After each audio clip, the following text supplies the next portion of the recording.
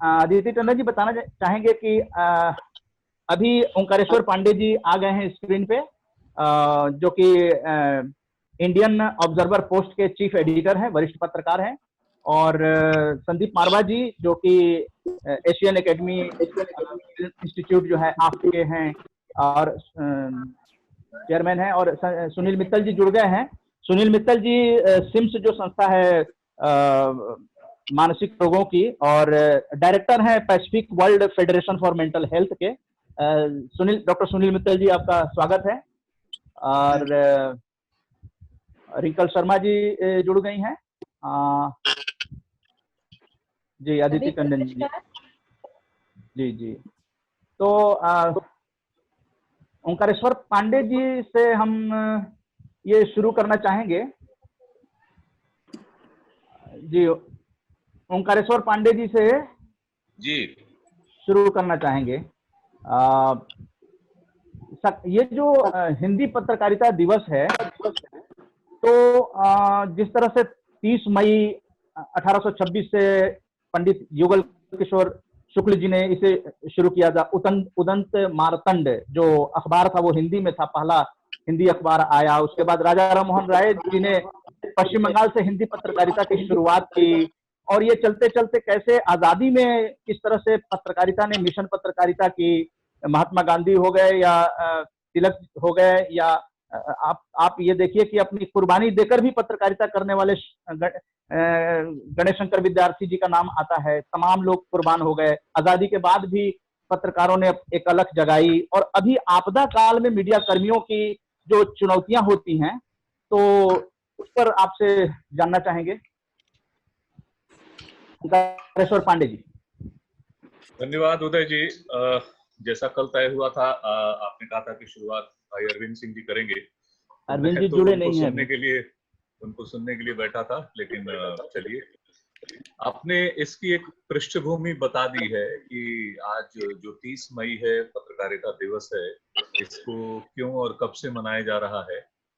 उदंड मार्तंड जो हिंदी का पहला अखबार 1836 में आया, और पंडित जुगल किशोर जी ने उसको शुरू किया कलकत्ता से, तब से हिंदी पत्रकारिता हमारे देश में चल रही है। और मैं ये बताना चाहूंगा कि यूरोप में 1556 के आसपास पहला जो अंग्रेजी नहीं, वेनिस वहां से शुरू हुआ था, और एक गजट के रूप में, न्यूज गजेटियर या उसका जो वो था, उसके रूप में शुरू हुई थी पत्रकारिता। फिर 1700 में समूचे यूरोप में शुरू हो गया। हमारे यहाँ भी 1780 में अगस्त हिकी ने उसकी शुरुआत करी थी। हिंदी पत्रकारिता को शुरू होने में हमें काफी वक्त लगा।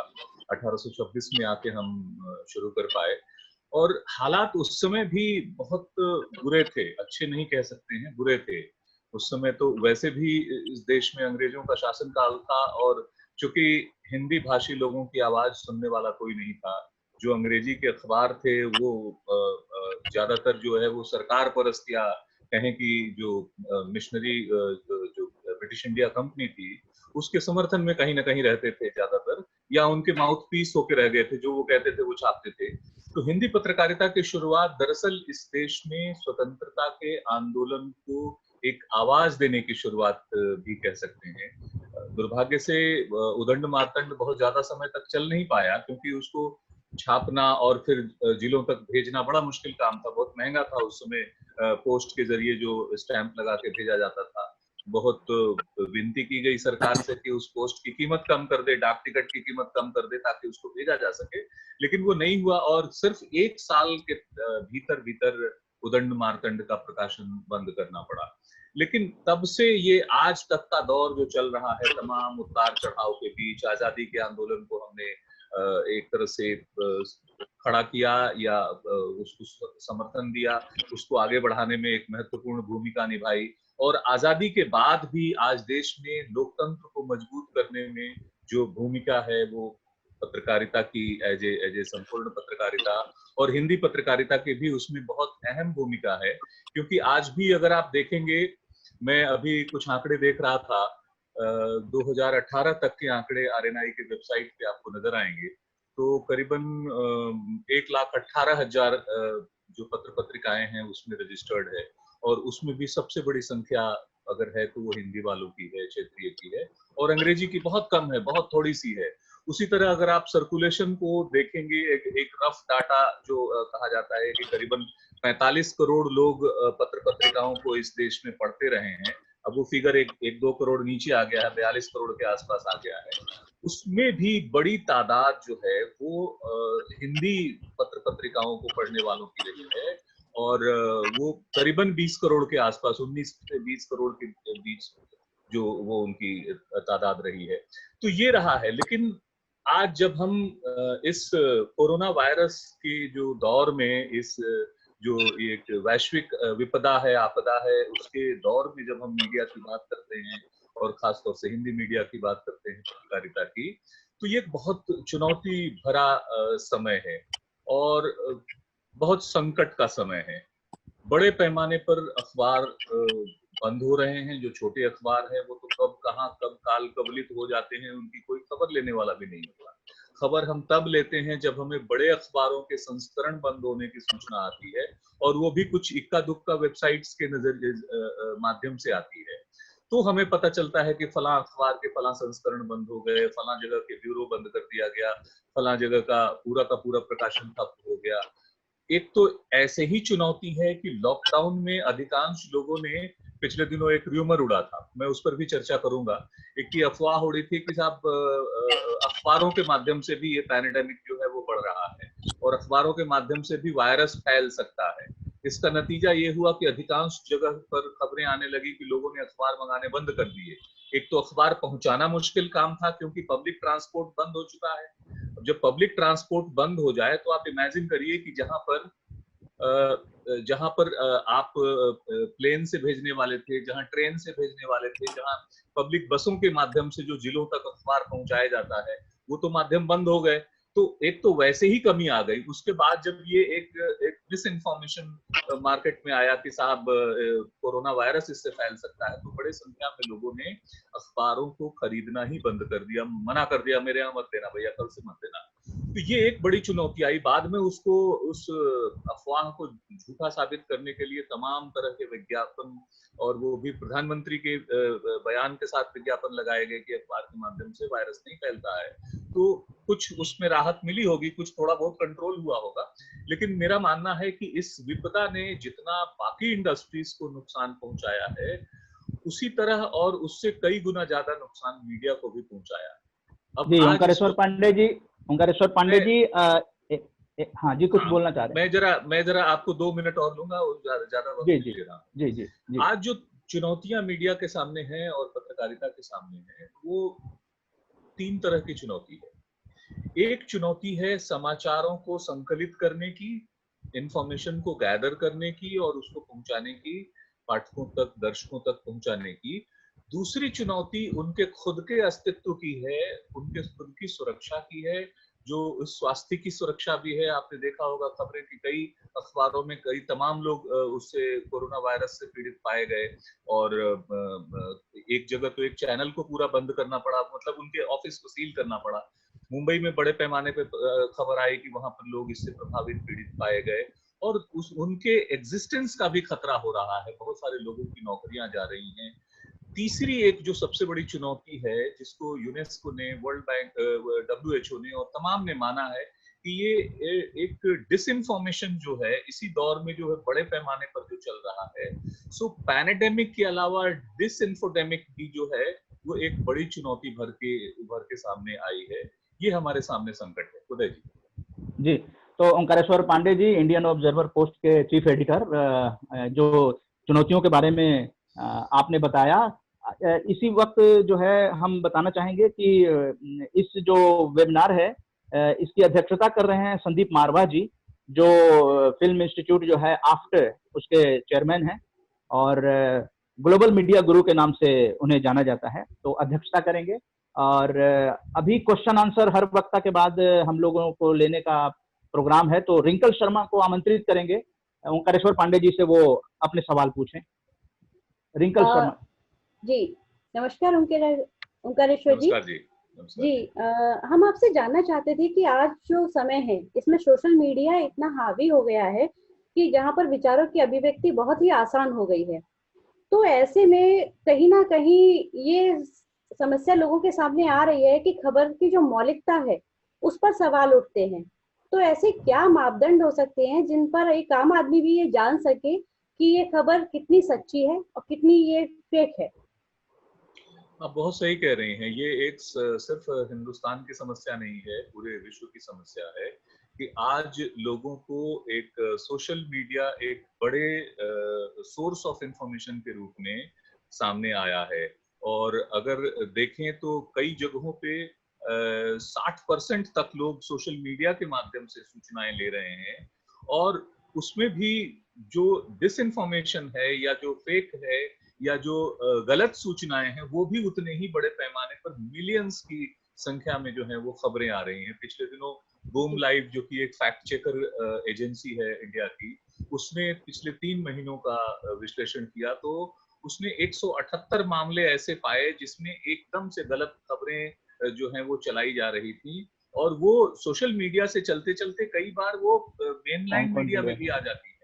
तो सोशल मीडिया के जितनी तेजी से उभार हुआ है और जितनी तेजी से इसका प्रसार हुआ है स्मार्टफोन के जरिए, उतनी ही तेजी से इसकी क्रेडिबिलिटी पे सवाल भी खड़े हो रहे हैं। और यही जो है हमारा मेन स्ट्रीम मीडिया वो एक क्रेडिबल मीडिया के रूप में सामने आता है। क्योंकि एक बेसिक फर्क समझिए कि जो भी मेन स्ट्रीम मीडिया है, खासतौर से प्रिंट मीडिया, वहां पर एक एक एक सिस्टम ऐसा है, प्रोसेसिंग का दौर ऐसा है कि जहां वो रिपोर्टर खबरें भेजेगा, सब एडिटर उसको चेक करेगा, न्यूज एडिटर उसको देखेगा और फाइनली एडिटर उसको देख के पब्लिकेशन के लिए भेजता है। तो वो जिस प्रोसेसिंग से गुजरता है वो एक तरह से सैनिटाइज होकर गुजरता है।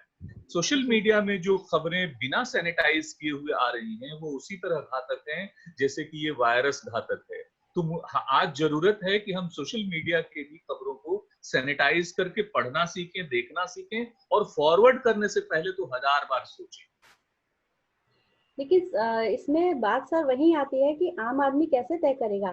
क्या इसके लिए भी सेंसरशिप होनी चाहिए नहीं, खबरों के लिए भी? सेंसरशिप के पक्ष में मैं कतई नहीं हूँ। इसके बारे में अभी ICF, international council federation of journalist का जो एक रिपोर्ट भी आई है कि ग्लोबल तौर पर, हम सिर्फ इंडिया की बात नहीं कर रहे हैं, ये विश्व स्तर पर समस्या है। और विश्व स्तर पर इसके लिए लोग एक उपाय सोचते हैं कि इस पे कोई कर्ब लगाया जाए, किसी तरह का रेगुलेशन लगाया जाए। तो उन्होंने ये सजेस्ट किया है आईसीएफजी ने कि बजाय इसके कि आप उनको पनिश करें या कर्ब लगा दें, क्योंकि इनडायरेक्टली उस पे कर्ब लगाने का नुकसान मेन स्ट्रीम मीडिया को होगा। और मेन स्ट्रीम मीडिया पर कर्ब लगाने का मतलब कि डेमोक्रेसी को नुकसान होगा।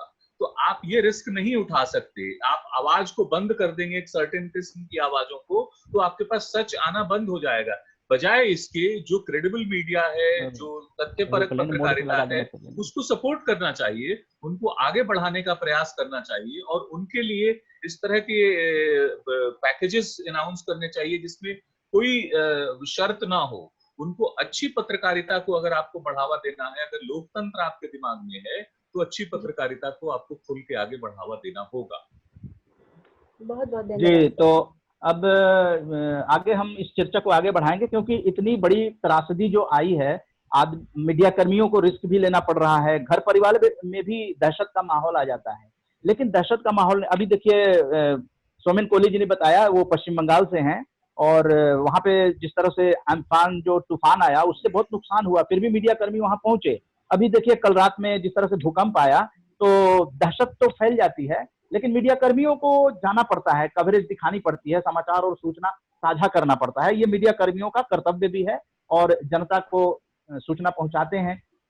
लेकिन जो तनाव आ जाता है, मीडिया कर्मी अपने जीवन शैली को कैसा रखें, ये एक अहम सवाल है। और यही आपदा काल में मीडिया कर्मियों की चुनौतियों पर जो मानसिक अवसाद न आए और जीवन शैली सही तरीके से चले, तो ऐसा क्या होना चाहिए? जो तो हम डॉक्टर सुनील मित्तल जी जो कि वरिष्ठ मनोचिकित्सक हैं और सिम्स के चेयरमैन हैं और डायरेक्टर हैं Asia Pacific world federation for mental health, काफी अनुभवी हैं और आरजेएस फैमिली में हैं, आरजेएस के कार्यक्रमों में भी भाग लेते रहे हैं।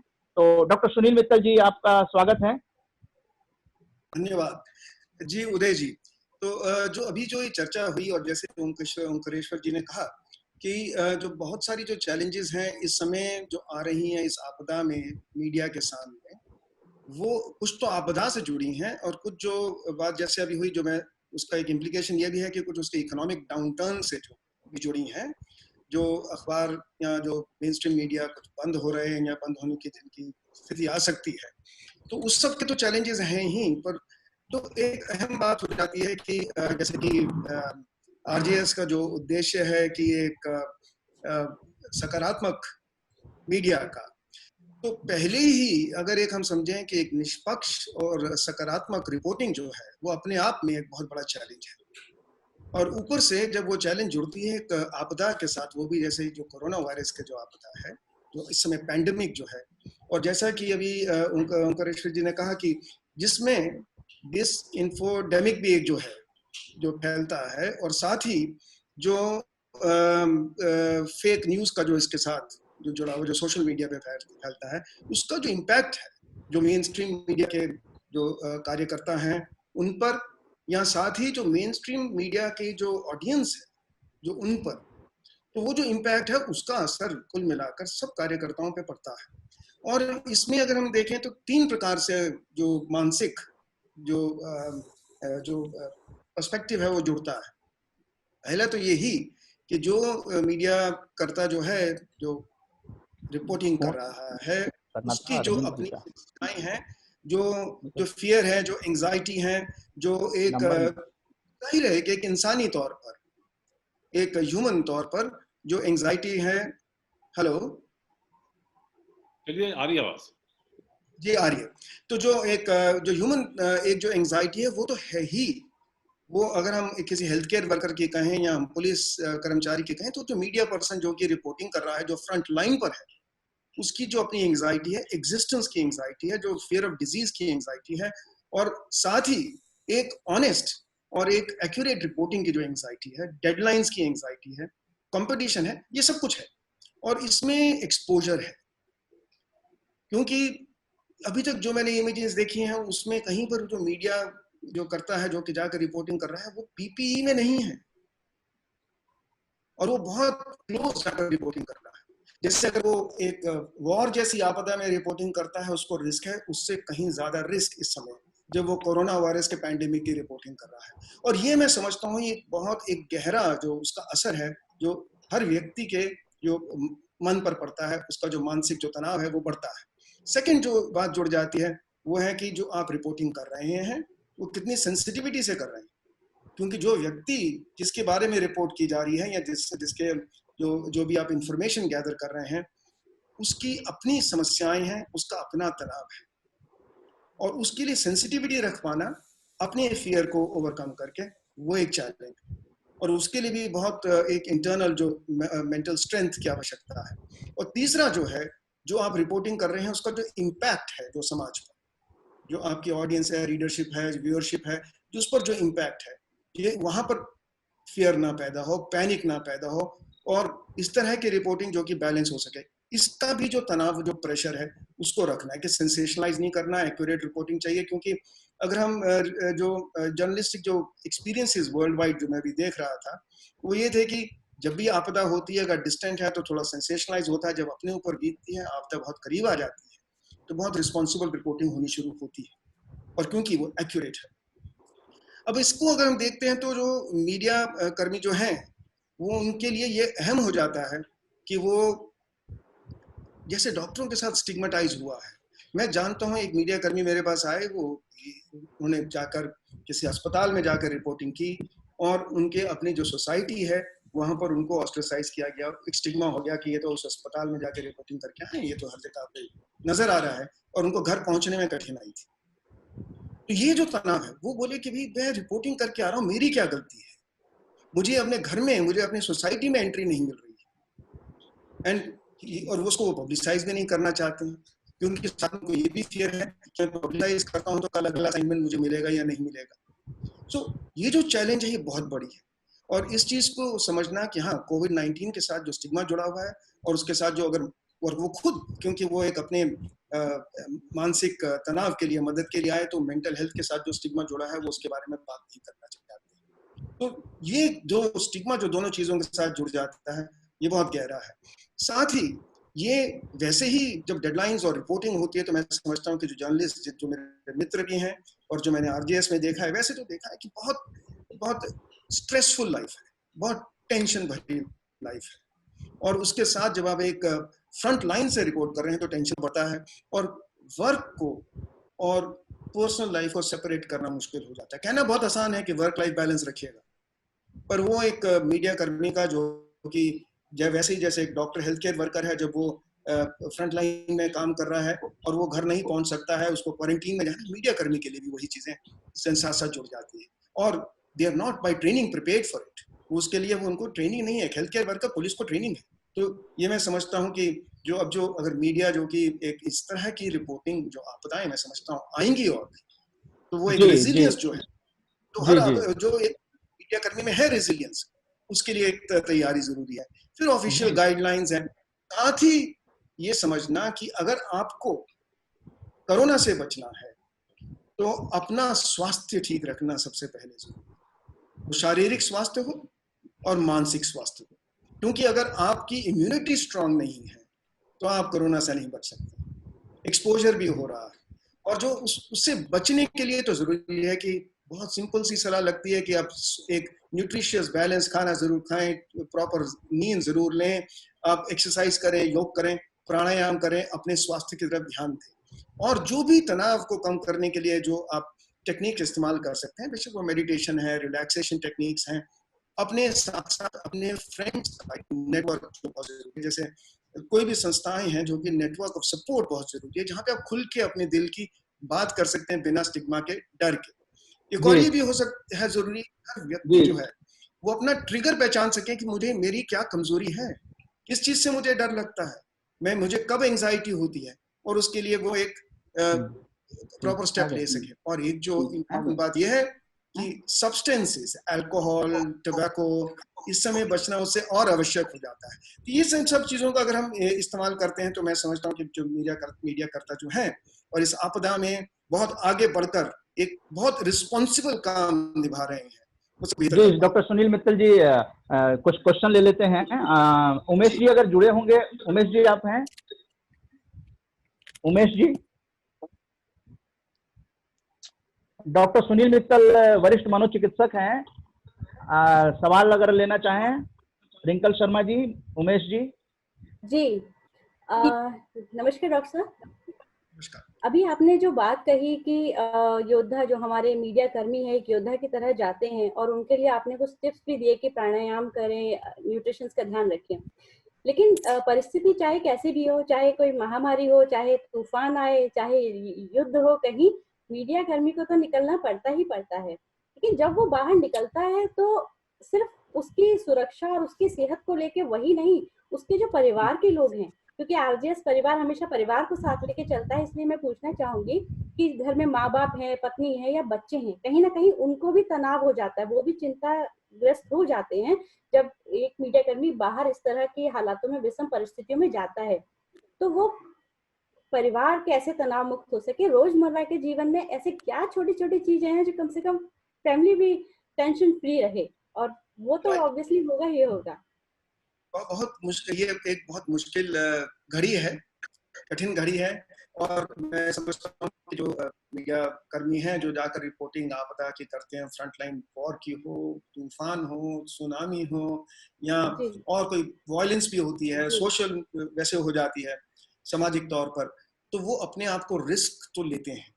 वो रिस्क उनका उतना ही है किसी और का जितना रिस्क है जो वहाँ खड़ा हो, मौजूद हो।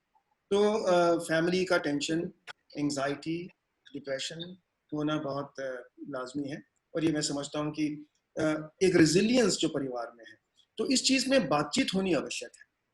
अगर किसी के स्पाउस, उनके हस्बैंड वाइफ चिंतित हैं, बच्चे चिंतित हैं, उसको एक्सप्रेस कर सके, क्योंकि जब आप बात करते हैं तो वो उसमें एक सोल्यूशन निकलता है।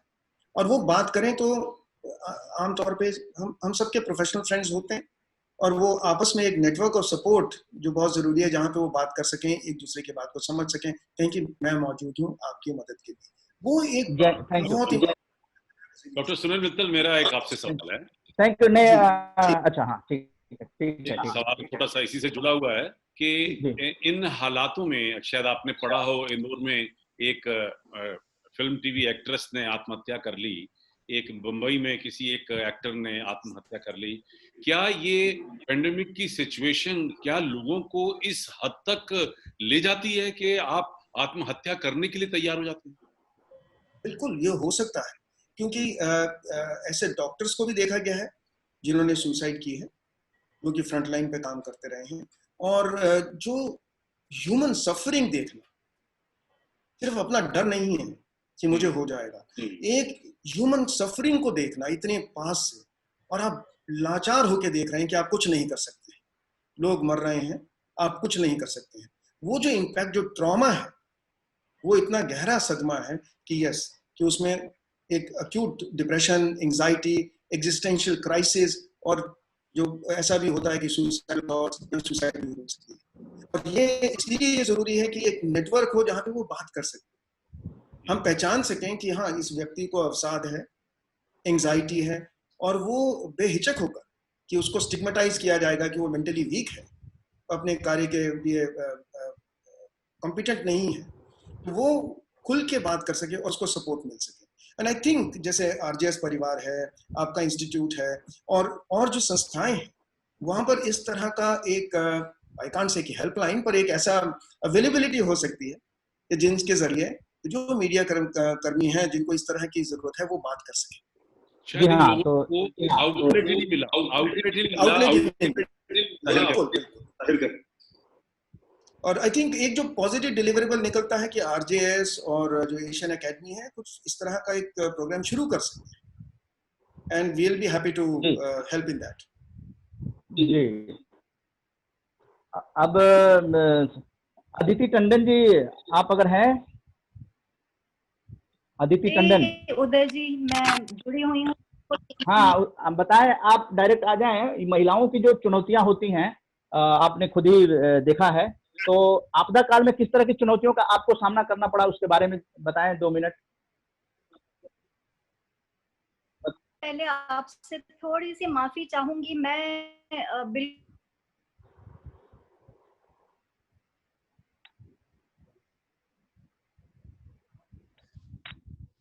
अदिति मैम का नेट इशू लग रहा है थोड़ा। हाँ, अच्छा, हाँ, संदीप मारवा साहब।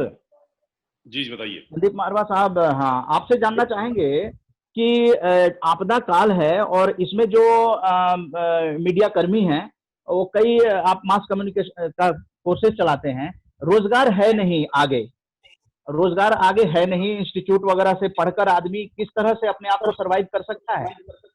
पहले ये आपको किसने कह दिया कि रोजगार नहीं है? क्योंकि मीडिया संस्थान बंद होते जा रहे हैं। अरविंद जी, जय हिंद।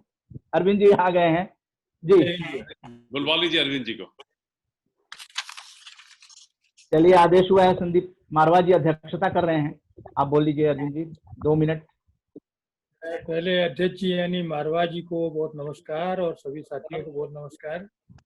और मैं शुरू वहीं से करूंगा, क्योंकि अभी जो मारवा जी से आपने सवाल जो पूछा, वो बहुत सारे सवाल हो रहे हैं, क्योंकि ये सवाल इसलिए भी उठ रहा है क्योंकि मीडिया की जो चुनौतियां हैं इस समय, वो कोरोना की चुनौतियों के अलावा रोजगार की भी एक चुनौती है। लेकिन ये चुनौती केवल और केवल मीडिया की या जो है कुछ और खास आईटी सेक्टर की हो, ये ऐसा नहीं है। ये जो इतना विशाल पलायन हम लोग देख रहे हैं, ये भारत के इतिहास का एक अनूठा पलायन है, जिसमें पिछले 1 महीने से लगातार रेलगाड़ी ढो रही है, और लोग नहीं कम है, राज्य सरकारों ने बसें लगा रखी हैं इसके बावजूद।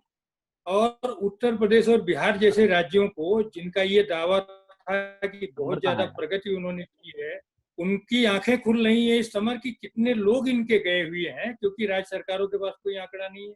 किसी भी राज्य से कितने लोगों ने पलायन किया है, इसका कोई आंकड़ा किसी के पास नहीं, इंक्लूडिंग मीडिया, हमारे पास भी नहीं है।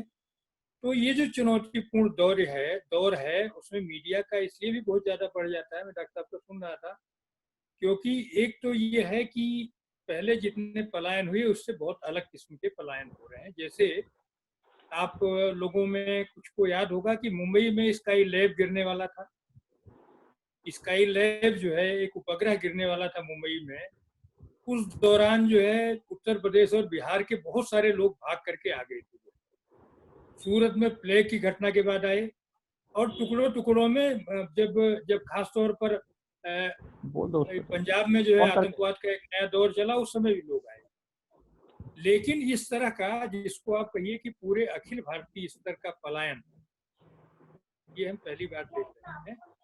और मेरा अपना ये मानना है कि बात केवल इतनी नहीं है, इसके साथ जुड़े हुए बहुत सारे पक्ष हैं। मीडिया इसमें एक पक्ष है, और मीडिया भी अकेले पक्ष नहीं होता, मीडिया के साथ सरकार जुड़ी होती है।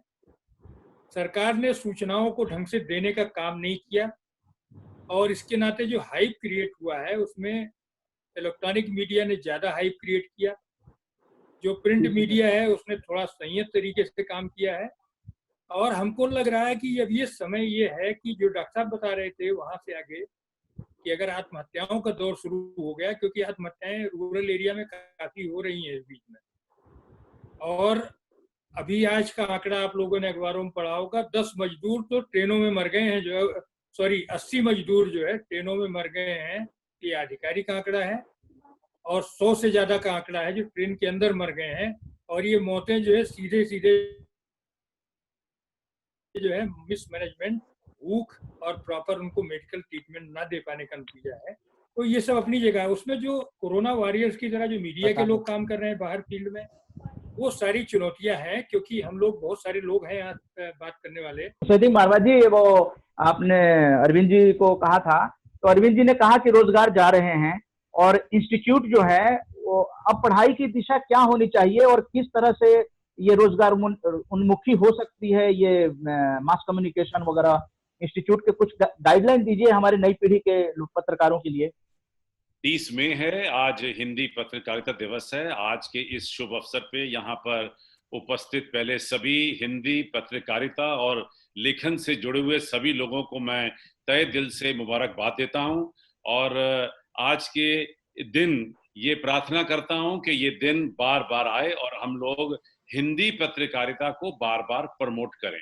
हिंदी पत्रकारिता को प्रोत्साहित करने में जरूरी बात है, हम भूल नहीं सकते, हिंदी सिनेमा का एक बहुत बड़ा हाथ है। और हिंदी के जितने भी पत्र और पत्रिकाएं हैं उनका तो हाथ है ही। और शायद यही वजह है कि आज हिंदी इस मात्रा में इतने सारे लोगों के बीच में बोली जाती है। बहुत सारी बातें मैंने सुनी, डॉक्टर सुनील मित्तल ने बहुत खूबसूरत बोला, अंकुरेश्वर साहब ने बहुत खूबसूरत बोला, अन्ना साहब ने शुरुआत बहुत अच्छी की। पहले तो ये 2 लाइनें सुन लीजिए कि इतना रहे ख्याल सताने के साथ साथ कि हम भी बदल रहे हैं जमाने के साथ साथ। वाह, क्या बात है। कोविड-19 नहीं देखा था, पिछले 100 साल का इतिहास है कि हर 100 साल के बाद एक महामारी आती है। 1720 की, 1820 की, 1920 की और अब 2020 की। और इसका मतलब ये सिद्ध हो रहा है कि कहीं आने वाले 100 साल के बाद भी महामारी होगी, क्योंकि जनता इतनी पढ़ चुकी है, दुनिया इतनी तरक्की कर चुकी है। हर कुछ स्टोर करने के लिए डिजिटल मीडिया ने बहुत बड़ा हाथ निभाया और साथ निभाया है। ये सब स्टोर में जा रहा है, रिकॉर्ड में जा रहा है। म्यूट कर दो, आवाज नहीं है। आज हम लोग सफर कर रहे हैं, लेकिन आज के फोन ना आए। बाद आवाज नहीं आ रही मेरी? आ रही सर। हाँ, आज के 100 साल के बाद जो महामारी होगी तब शायद लोगों को इतना सफर नहीं करना पड़ेगा जितना आज हम लोग सफर कर रहे हैं। कोई प्रिपेयर्ड नहीं था, कोई तैयार नहीं था ऐसी महामारी के लिए। किसी को उम्मीद नहीं थी कि वुहान से निकलने के बाद ये वायरस दुनिया को अपने घेरे में है जुड़ा हुआ। और आज ये आलम है कि हिंदुस्तान से ज्यादा वो लोग घायल हैं, वो देश घायल हैं जो अपने आप को दुनिया के सबसे ज्यादा तेज दौड़ने वाले का नंबर लेके फोन कर, लिंक भेजना है। हाँ, उदय मन्ना जी, आपकी आवाज बीच में तो मैं पहले तो कंटिन्यू कीजिए सर, संदीप मारवाह जी। पुलिस फोर्सेस का, पैरामिलिट्री फोर्सेस का और हमारे जितने पत्रकार हैं उनका तहे दिल से फिर एक बार धन्यवाद करता हूं, जिन्होंने अपनी जान हथेली में लेकर और हमारे देश को इस खूबसूरत तरीके से इस महामारी से बहुत हद तक बचाया है। 130 करोड़ का मुल्क है और जहां तक WHO की फिगर्स आ रही हैं वो कहते हैं कि 50 करोड़ लोग संक्रमित हो सकता है, 2 करोड़ से भी ज्यादा लोगों की हत्या हो सकती है, ये इतना खतरनाक वायरस है। लेकिन उसके बाद अब तक सबने मिलकर हम लोगों ने इस अपने देश को महामारी से बचाने की कोशिश की है, लेकिन अनपढ़ता इतनी ज्यादा है इस मुल्क के अंदर कि लाख बोलने के बाद भी लोग समझ नहीं पाए। बार बार बोला गया था कि आप जहां हैं वहीं रहिए, आपको कोई तकलीफ नहीं होगी, कम से कम जो जिसे सोशल डिस्टेंसिंग और स्टे एट होम का जो नारा लगाया गया था वो पूरा नहीं हुआ, खिलाड़ हुआ गया। इस महामारी के अंदर भी पॉलिटिक्स खेली गई, लोगों ने षड्यंत्र रचे और इस आज की सरकार को फेल करने की भी कोशिश की गई कि किसी तरीके से बदनाम किया जाए।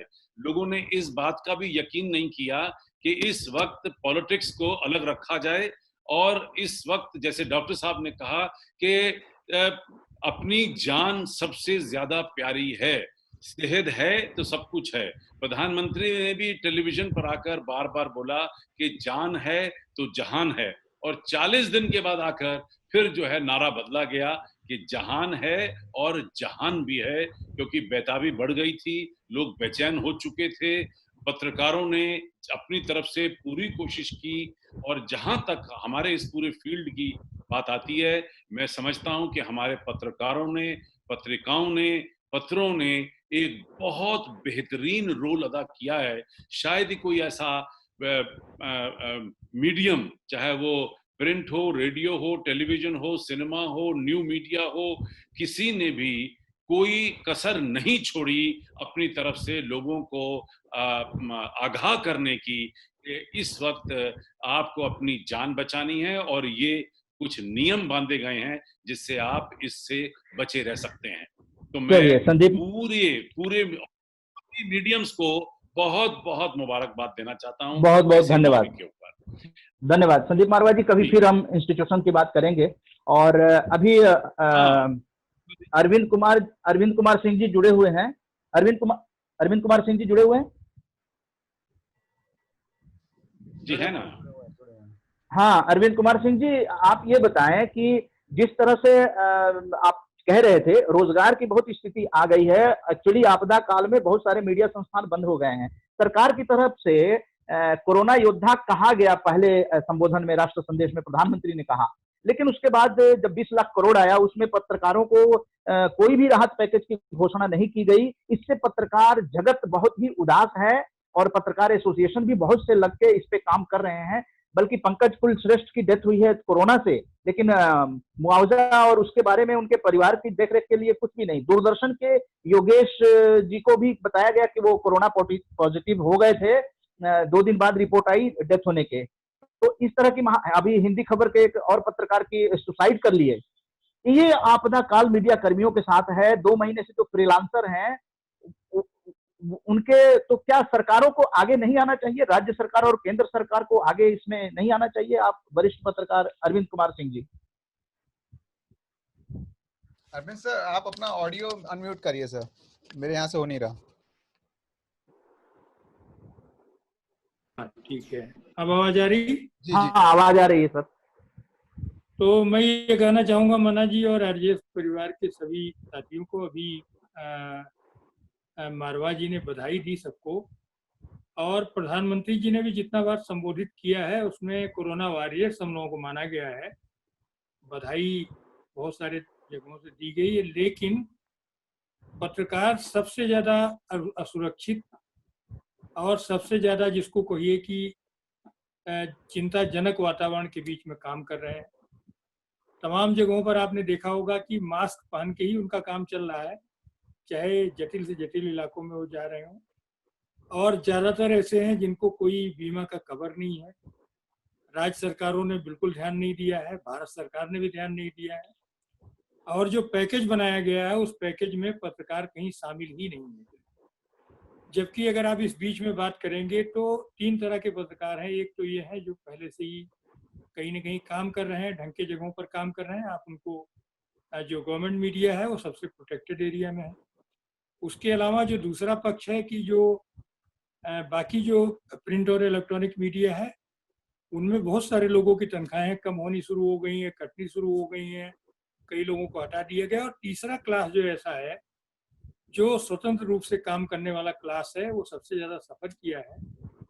तो इस समय जरूरत ये थी कि उनको कई तरह से मदद करने की जरूरत थी, और उसमें मैं लेखकों को भी शामिल कर रहा हूँ, जो स्वतंत्र रूप से काम करने वाले जो लेखक हैं, क्योंकि अंतोगत्वा जब आप जागरूकता की बात करेंगे और बात करेंगे तो उसमें इन लोगों का बहुत ही महत्वपूर्ण भूमिका रहा है। अदिति जी हैं कि नहीं पता नहीं, इस समय मुझे नहीं मालूम इस समूह में चर्चा में, लेकिन उनसे भी सुनना चाहेंगे क्योंकि वो एक बड़े संगठन से जुड़ी हुई हैं। तो इस समय हम लोग जिसको कहें कि पत्रकार के बारे में सोचा नहीं गया, और हम लोगों की ओर से लगातार इस बात के अनुरोध भी सरकार से किया गया है कि नहीं, जो इसमें भी सबसे ज्यादा हाशिए पर खड़े हुए जो लोग हैं, जो तमाम बुजुर्ग पत्रकार हैं, जिनके जीवन यापन का उस तरह का कोई जरिया नहीं, उनको समर्थन देने की जरूरत है। और उसके बारे में मैं तो यही कहना चाहूंगा कि सरकार, भारत सरकार और राज्य सरकारें 2-3 चीजें जो है उनके बारे में सोचे और उनको कवर भी दे, और उसके अलावा उनको उनकी आजीविका की, मैं नहीं कह रहा हूँ कि आप उनको बहुत ज्यादा जो है उनको मदद, लेकिन जिंदा रहने में मदद करने में सरकार को आगे आने की जरूरत है इस मामले में। मन्ना जी, ये एक बात तो ये है। दूसरा ये, जो कोरोना वॉरियर जो काम कर रहे हैं फील्ड में, उनको कम से कम 50 लाख रुपए का बीमा कवर होना चाहिए। आपने नाम लिया जो है कुलश्रेष्ठ जी का, आप ये समझ करके कर लिए, मतलब आप ये समझिए कि एफसीआई का जो लेबर भी है ना, उसको भी कवर मिला हुआ है। आपको मैं बताऊं, जो इस समय बंदरगाहों पर जो मजदूर ढुलाई का काम कर रहा है, उसको 50 लाख रुपए का कवर मिला हुआ है। आप कम से कम इतना दे दीजिए कि उसका परिवार, जो आदमी काम कर रहा है, जन जागरूकता के प्रसार में काम कर रहा है, उसको मानसिक तौर पर इतना तो कम से कम संतुष्ट रहे कि उसे बाकी चिंता न रहे, वो अपने सुरक्षित वातावरण में। डॉक्टर साहब ने जो कहा, लोग अपने अपने तरीके से काम कर रहे हैं, जितना सुरक्षित रखने की कोशिश कर रहे हैं वो कर रहे हैं, लेकिन उनके लोग साथ में हैं, उनके घर परिवार है, अगर वो सुरक्षित होते हैं, अगर वो उनके साथ कोई खतरा बढ़ता है, वो नहीं रहते हैं, तो आखिर कुलश्रेष्ठ जैसा जो हाल हुआ है जिसमें सब लोग चिल्ला रहे हैं, इसके बाद भी अभी ये सुनाई पड़ा है कि उत्तर प्रदेश सरकार ने 10 लाख रुपए देने की बात कही है। तो भिखारी तो नहीं है हम लोग ना, हम लोगों का भी समाज में उतना बड़ा योगदान है, इस बात को महसूस करना चाहिए। पत्रकार कोई भिखारी नहीं है, उसका समाज में जागरूकता में सबसे बड़ा योगदान है। और जैसे मारवा साहब ने कहा, तो मैं ये नहीं कह रहा हूँ कि आप उनको ले आकर के लाद दीजिए किसी चीज से, लेकिन अगर उनका योगदान है तो उनके प्रति कोई न कोई जवाबदेही जो है राज्य सरकारों की और भारत सरकार की भी बनती है। कुछ राज्य सरकारें उड़ीसा हैं या बंगाल है, कुछ नॉर्थ ईस्ट में एक आध सरकारें सामने आई हैं जो ध्यान दे रही हैं। मेरा निवेदन है कि पूरे भारत में हर राज्य सरकारें और भारत सरकार इस बात को सुने, पहल करे। और आज एक और आखिरी बात ये कहना चाहूंगा कि आज हम लोगों का हिंदी पत्रकारिता दिवस है, और ये बड़ा आपने जो दिन चुना है वो बड़ा ही महत्वपूर्ण दिन है। और मैं ये नहीं मान के चलता हूँ कि अकेले हिंदी से काम चल रहा है। हिंदी और सारी भाषाएं, भारत की जितनी भी भाषाएं हैं, उनको विकास उनका हो, उनमें उनके अपने अपने मौके हैं।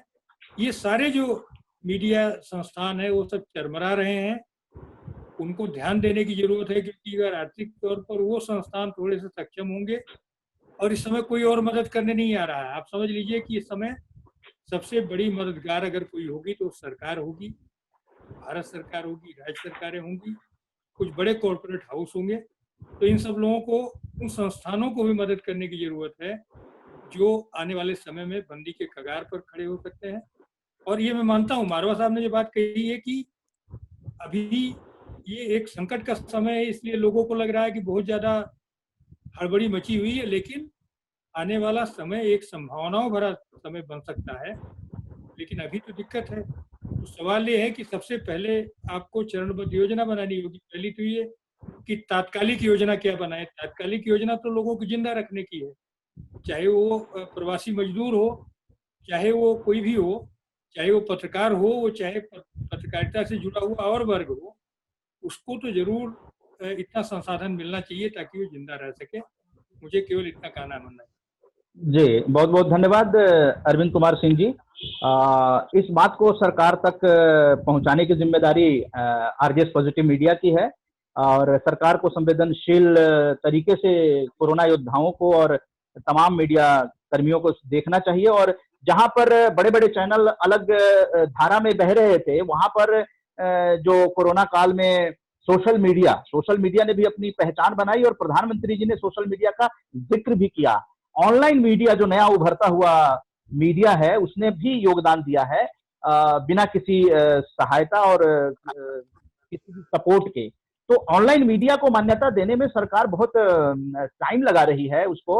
ओंकारेश्वर पांडे जी को आमंत्रित करेंगे कि ओंकारेश्वर पांडे जी, चूंकि आपने अपने कार्यकाल में जब आप संपादक थे, आपने जो पत्रकार थे उनकी सैलरी को भी बढ़वा दिया था। बड़े मार्मिक तरीके से आपने संवेदनशील तरीके से जो काम कर रहे थे अपने संपादक के कार्यकाल में आपने बढ़ाया था।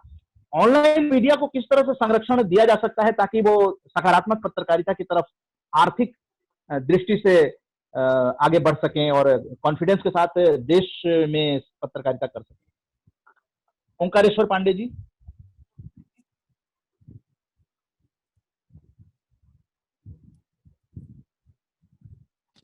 मे बी अभी वो सुन नहीं रहे हैं। जुड़े हुए नहीं है अभी। जुड़े हुए हैं? जुड़े हुए तो हैं लेकिन शो नहीं कर रहे ना, वीडियो शो कर रहा है उनका, ना ही ऑडियो शो कर रहा है। अच्छा। तो संदीप मारवा साहब, आप इसमें बताएं कि ऑनलाइन मीडिया जो कि आपके यहाँ से पढ़े हुए लोग जो हैं, वो अगर बड़े चैनल में नहीं लग पाते हैं तो अपना एक पोर्टल खोल लेते हैं या ऑनलाइन मीडिया यूट्यूब पे काम करना शुरू कर देते हैं, वो एक ट्रेनिंग का भी काम कर लेते हैं। तो संदीप मारवा जी, आप जुड़े हुए हैं तो कुछ इस बारे में भी बताइए, क्योंकि भारी संख्या में आरजेएस पॉजिटिव मीडिया में यूट्यूब और पोर्टल के पत्रकार जुड़े हुए हैं। एक मार्गदर्शन मिल जाएगा। इस बात को समझने की कोशिश करिए कि हिंदुस्तान के जो मीडिया और एंटरटेनमेंट इंडस्ट्री है वो देश की 6वीं सबसे बड़ी इंडस्ट्री है। आज हम लोगों ने जो टर्नओवर कर लिया है वो 2,35,000 करोड़ रुपए की टर्नओवर कर ली है। अब और करीब इस वक्त 10 करोड़ आदमी मीडिया और एंटरटेनमेंट इंडस्ट्री के अंदर काम कर रहा है। आज की तारीख की बात कर रहा हूँ मैं, ये कोविड की बात कर रहा हूँ, मतलब 60 दिन पहले की बात कर रहा हूँ। और अभी इस महामारी के अंतर्गत में आप हैरान होंगे कि न्यूज चैनल जो टेलीविजन का एक न्यूज और करंट अफेयर हिस्सा है वो 40% ग्रो कर गया है, जबकि एंटरटेनमेंट को फीचर फिल्मों का बुरा हाल हो गया है क्योंकि 11,000 थिएटर बंद रहा है और करीब 6,000 करोड़ रुपए का नुकसान तोड़ चुके हैं हम लोग। दूसरी तरफ आ जाइए, मीडिया और एंटरटेनमेंट से जुड़ी हुई जो गेमिंग है, गेमिंग जो आजकल एक नई इंडस्ट्री बनती चली जा रही है, वो 700% ग्रो कर गई है। आप हैरान होंगे, रेडियो स्टेशन जो हैं वो 73% ग्रो कर गए हैं। ये महामारी की बात कर रहा हूँ।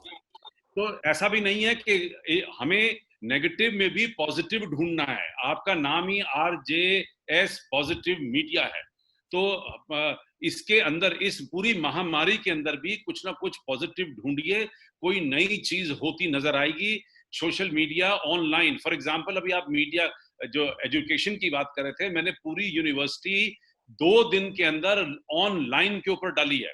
ये तो पता नहीं कि हमें 12 तारीख को पता चल गया था कि 15 तारीख से लॉकडाउन होने जा रहा है, तो 12 तारीख को मैंने 2,500 बच्चों को छुट्टी कर दी। 3 दिन पहले इंस्टीट्यूशन की छुट्टी की और उनको बोला और रिपोर्ट बनाई कि आप सब जाइए, घर पहुंचिए, घर से अटेंडेंस दीजिए कि आप लोग पहुंच गए हैं।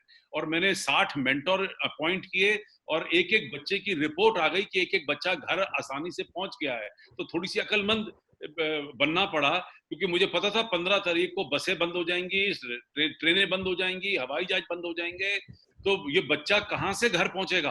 तो वो 3 दिन पहले निकालना पड़ा अकलमंदी से, अपनी इंफॉर्मेशन के हिसाब से। तो अब ये तो पहले मेरे को सेफ करना था, सब बच्चों को, सब सेफ हो गए। उसके बाद 16 तारीख को हिंदुस्तान के 3 इंस्टीट्यूशन जो हैं वो ऑनलाइन में आ गए, IIT, IMM और AAFT यूनिवर्सिटी।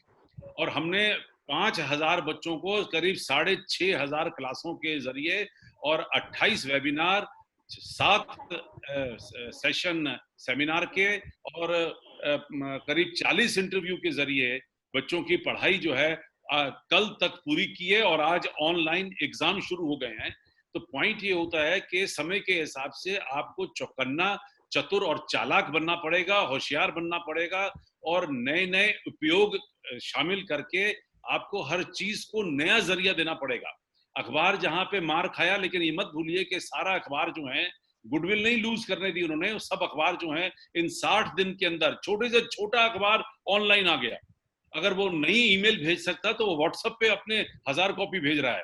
तो बदलाव आ रहा है, ये समय लगेगा, लोगों को चोट पहुंची है, दुख सबको हो रहा है, लेकिन मुझे लगता है कि इसके अंदर से कोई नई चीज निकल के आएगी। एक बहुत बड़ी पुरानी कहावत है कि need is the mother of invention. आज जरूरत पड़ी है, चोट लगी है, लोग दुखी हैं, तो दो काम होते हैं, एक तो नई इन्वेंशन होती है और एक ऐसी महामारी के अंदर जो परमात्मा है वो रूप बदल के धरती पे आता है, तो एक नई गाथा लिखी जाएगी। आप देखना मत भूलिए कि कुल आज से 5000 साल पहले कुरुक्षेत्र के ऊपर सिर्फ 18 दिन का महायुद्ध हुआ था, जिसे महाभारत कहा गया, और उसके पीछे लाखों किताबें छप गई, हजारों लेख लिखे गए, हजारों पाठ लिखे गए, हजारों किताबें छपी। तो आज तो हमें 70 दिन हो गए हैं युद्ध लड़ते हुए। तो इसका जो प्रकोप निकलेगा, इसका जो जो जो ज्वालामुखी फटेगा, वो आप हैरान हो जाएंगे कि जब 2021 का मार्च खत्म हो चुका होगा, अप्रैल के अंदर भारत एक नया भारत होगा। इतनी जागृति होगी, जोश होगा, लगन होगी, उम्मीद होगी, और परचेजिंग पावर कहीं ना कहीं से लोगों की बढ़ेगी। पैसा तो देश के अंदर ही है, पैसा तो गायब नहीं हो गया है, पैसा वही है।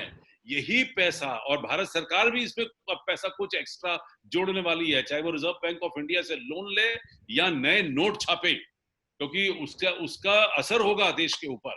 और 2021 में, मैं तो मार्च तक की बात कर रहा हूं, अप्रैल के अंदर नए साल, नया जो फाइनेंशियल ईयर होता है, उसमें देश में एक नई जागृति आएगी, फिर से रौनक आएगी, फिर से लोगों की इनकम बनेगी। और काम जो आज आप देख रहे हैं, भले हमें 6, 8, 10 महीने बर्दाश्त करनी पड़ रही है, मुझे बड़ा दुख है। इन 27 सालों में पहली दफा मेरा स्टूडियो बंद है आज 70 दिन। मुझे आप जानते हैं कि मैं तो संडे के दिन भी अपने स्टूडियो में मिला करता था, और ओंकेश्वर साहब तो मुझे संडे के दिन भी मिलने आ चुके हैं, मुझे याद है। और आज ये हाल है कि 70 दिन से मैंने अपने स्टूडियो की शक्ल नहीं देखी है, और 600 आदमी जो मार्च में मुझसे पूरी तनख्वाह लेके गया है, मैंने अपने जो निजी मेरे अपने सामान है, क्योंकि कोई कलेक्शन नहीं है, कोई पैसा कहीं से नहीं आ रहा, कोई बुकिंग नहीं है, उसके बावजूद भी 600 आदमी को मैंने मार्च में तनख्वाह दी, बंद होने के बाद भी 700 अप्रैल में मैंने तनख्वाह दी, और मई में मैंने खुद बुलाया। मैंने कहा आप लोग इतने साल मेरे साथ काम कर रहे हैं, आपको वॉलंटरी जो लोग घर जा सकते हैं वो चले जाएं, क्योंकि फिर अगर मेरा ये जहाज अगर डूब गया तो इसमें हम लोग सब डूब जाएंगे, फिर मैं किसी की आगे मदद नहीं कर पाऊंगा। तो मैं हैरान हूं इस बात के लिए कि मीडिया 600 में से कुछ ऐसे मीडिया कर्मी थे जो पहले महीने 100 लोग खुद वॉलंटरी जो है वो बोले कि साहब अब चिंता नहीं करिए, हम छुट्टी लेने को तैयार हैं और हमें तनख्वाह भी नहीं चाहिए, हमने इतना कमाया है पिछले 27 सालों में आपसे कि अगर हम 6-8 महीने घर चले भी गए तो कोई मुसीबत नहीं आने वाली। तो मुझे भी आज जरूरत है लोगों की सपोर्ट की। मैं अब हो सकता है कि आप टेबल की इस साइड की बात सुन रहे हैं इस वक्त, तो मई पूरा निकाल दिया, अप्रैल पूरा निकाल दिया, मई का महीना है, मई का महीना पूरा निकाल रहा हूं अब, और इनकम का कोई जरिया नहीं है। और जहां तक कलेक्शन की बात आती है, सरकार ने ढोल पीट पीट के पेपरों में, रेडियो में, टेलीविजन में डाल दिया कि आपको फीस देने की जरूरत नहीं है। भाई फीस देने की जरूरत क्यों नहीं है? जो बच्चा पूरी पढ़ाई पढ़ चुका है, अगस्त, सितंबर, अक्टूबर, नवंबर, दिसंबर पूरा पढ़ चुका है, वो पढ़ाई क्यों नहीं करेगा? और वो पिछला सेमेस्टर पूरा पढ़ लिया, ये सेमेस्टर पूरा तकरीबन पढ़ लिया, 6500 क्लासेस जूम से पढ़ा दी, फैकल्टी पूरी मारा मारी है, इंस्टॉलमेंट जानी है, बसों की, जनरेटरों की, इक्विपमेंट की, बैंकों के लोन जाने हैं, बिल्डिंगों की, बैंकों के, और कोई बैंक का 1 रुपया माफ नहीं हुआ, माफ करना, कोई 1 रुपए की इंस्टॉलमेंट कहीं से माफ नहीं हुई अभी तक। तो सफरर जो हैं वो सब हैं आज की डेट के अंदर। ये जो गला घुट रहा है, हर का कहीं ना कहीं अपने हिसाब से गला घुट रहा है। तो मैं समझता हूँ, नहीं, मुझे खत्म करने दीजिए यहाँ से, कि कोशिश कर हल निकलेगा, आज नहीं तो कल निकलेगा, अर्जुन के तीर सा सहाद मरुस्थल में भी जल निकलेगा। तो ये थोड़ा सा क्या बात, मुझे लगता है थोड़ी सी हमें हिम्मत रखनी है, और हो गई है पीर पर्वत सी पिघलनी चाहिए, इस हिमालय से कोई निकलनी चाहिए। आज बिल्कुल निकलेगी, चलाने लगे, बिल्कुल निकलेगी। अब तो संदीप बुनियादी मारवा जी, आपने हिम्मत ही नहीं, आत्मविश्वास भी बढ़ा दिया है। बहुत ही आपने जो संबोधन दिया है वो निश्चित रूप से वो मार्गदर्शन है एक तरह से, और सपोर्ट सभी संस्थानों के मालिकों को भी करना चाहिए, और जो लोग काम कर रहे हैं वो लोग भी आपके साथ हैं। जैसे चमक के बिना मोती किसी काम की नहीं होती, उसी प्रकार आचरण के बिना मनुष्य किसी काम का नहीं होता है। तो जिस तरह से मीडिया कर्मी कोरोना योद्धा हैं, आप लोग भी कोरोना योद्धा हैं, और यहीं पे घोषणा कर देना चाहते हैं बीच में कि कोरोना योद्धा का जो आरजेएस स्टार अवार्ड है, वो जो हम लोगों का स्वतंत्रता दिवस पर कार्यक्रम होता है, जैसा माहौल होगा तो कोरोना योद्धा का जो आरजेएस स्टार अवार्ड है वो प्रदान किया जाएगा, सर्टिफिकेट, प्रशस्ति पत्र वगैरह प्रदान किया जाएगा। साहब आजकल अवार्ड भी ई अवार्ड हो गए हैं। जी, ई अवार्ड हो गए हैं, लेकिन आरजेएस ने चूंकि कोरोना काल की समाप्ति जुलाई बताया जा रहा है विशेषज्ञों द्वारा, एक फोरकास्टिंग की गई है इस तरह की, तो संभवतः हम लोग जो करेंगे वो शॉल के साथ और प्रशस्ति पत्र वगैरह के साथ जो है ना हम लोग सम्मानित करेंगे। तो मारवा साहब, आपका मार्गदर्शन मिलता रहा है। आपने मुझे याद है कि 2018 का 30 मई का वो दिन जहां 100 पत्रकारों को आपने आरजेएस का कार्यशाला करवाया था, आपके सानिध्य में हुआ था वो मारवा इंस्टीट्यूट में। बहुत बहुत धन्यवाद उसके लिए आपको। अब ब्रह्मानंद जी जुड़े हुए हैं, अगर जो विशेषज्ञ हैं, ब्रह्मानंद जी जुड़े हुए हैं आप? ब्रह्मानंद जी? नहीं सर, सुन नहीं पा रहे हैं वो। अच्छा, ब्रह्मानंद जी नहीं जुड़े हैं। संदीप, ओंकारेश्वर पांडे जी से ये जानना चाहेंगे। ओंकारेश्वर पांडे जी, आपने इतना कुछ सुना आरजेएस का जो है, जिस तरह से आज का हिंदी पत्रकारिता दिवस मनाया गया है, ऑनलाइन डिजिटल संगोष्ठी, तो अब क्या कहना चाहेंगे आप? इतना कुछ अब क्या बताना चाहेंगे ओंकारेश्वर पांडे? मैं एक तो मैं कुछ फिगर्स में संदीप मारवा जी की जो स्टेटमेंट मैं सुन रहा था, बहुत ही उत्साहजनक और बहुत ही सकारात्मक था, जो कि हमारे इस आरजेएस मीडिया के जो सकारात्मक पत्रकारिता का जो इसका मिशन है उसको सपोर्ट करता हुआ था। मैं उसी को थोड़ा सा और आगे बढ़ाना चाहता हूँ। देखिए, स्ट्रेटेजी बदली है, और नई टेक्नोलॉजी आने के बाद से हम जब प्रिंट और इलेक्ट्रॉनिक को और फिर डिजिटल को अलग अलग करके देखते हैं तो वो एक थोड़ा सा हमें फर्क नजर आता है। अभी एक लेटेस्ट रिपोर्ट में देख रहा था, 2019 मार्च की रिपोर्ट है वो, और वो कहती है कि 84,000 करोड़ का ये मीडिया एंटरटेनमेंट का बिजनेस हो गया है, एक बड़ा 84,000 करोड़। तो उसमें वो जो मीडिया की बात कर रहे हैं, प्रिंट मीडिया निश्चित रूप से डिजिटल मीडिया से अब पीछे रह गई है प्रोग्रेस में। डिजिटल मीडिया का जो शेयर है उसमें एडवर्टाइजिंग शेयर है वो 26%, 26% के आसपास हो गया है, और प्रिंट का शेयर 21% रह गया है। लेकिन एक फर्क ये भी है कि ये बहुत से जो प्रिंट मीडिया के लोग हैं और प्रिंट मीडिया के जो संस्थान हैं वो डिजिटल मीडिया में कन्वर्ट कर रहे हैं।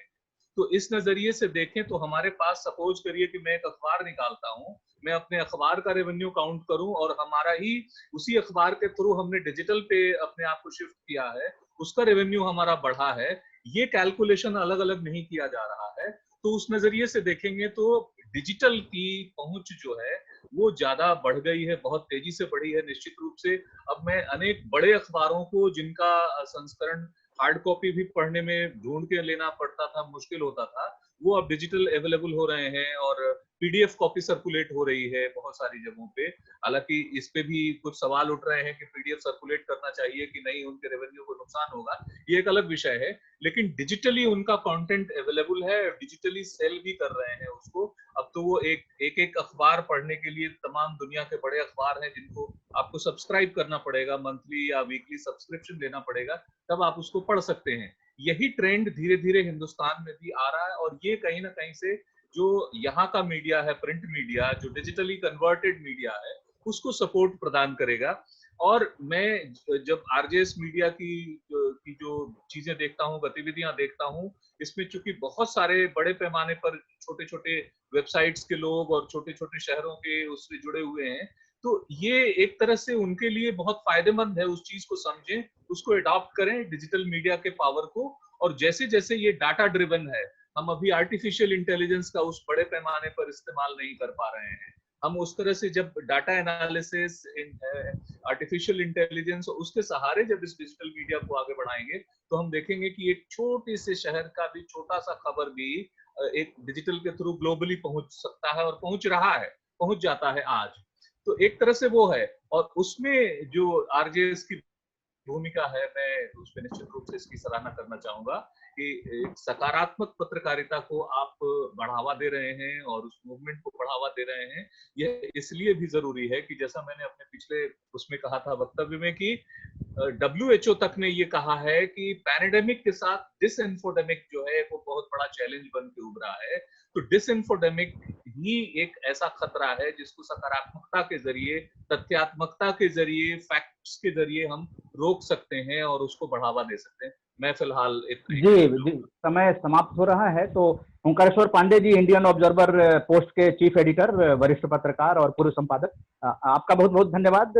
और जो हमारे सिम्स जो मनोविज्ञान की संस्था है उसके चेयरमैन सुनील मित्तल जी, डॉक्टर सुनील मित्तल जी, जो कि डायरेक्टर भी हैं Asia Pacific world federation for mental health, और अरविंद कुमार सिंह जी, राज्यसभा टीवी के संसदीय मामलों के प्रमुख, आप सब जुड़े रहे, और अदिति टंडन जी, द ट्रिब्यून की वरिष्ठ संवाददाता, आप सब लोग जुड़े रहे। और इसके साथ हमारे मध्य प्रदेश से और बिहार से, पश्चिम बंगाल से लोग जुड़े रहे, आपको देखे, और 25 राज्यों की आरजेएस फैमिली और पॉजिटिव मीडिया तक ये चीजें लिंक जो है शेयर हो जाएंगे।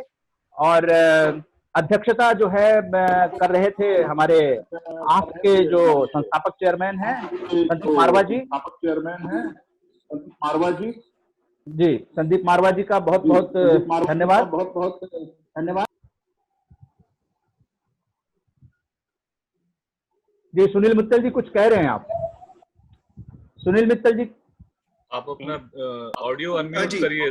जी, तो जैसा भी कहा कि ये जो आपदा है इसको बहुत पॉजिटिव, सकारात्मक दृष्टिकोण से देखना आवश्यक है, क्योंकि अपॉर्चुनिटीज, जैसा अभी सबने कहा कि अपॉर्चुनिटीज लाई करती हैं। हमने हेल्थ सेक्टर में देखा है बहुत चेंज आ गया, टेलीमेडिसिन आ गई, हेल्थ सेक्टर में इन्वेस्टमेंट्स बढ़ गई, और जैसे कहा गया है शाखाएं रहीं तो फूल भी पत्ते भी आएंगे, शाखाएं रहीं तो फूल भी पत्ते भी आएंगे, ये दिन बुरे हैं तो अच्छे भी आएंगे।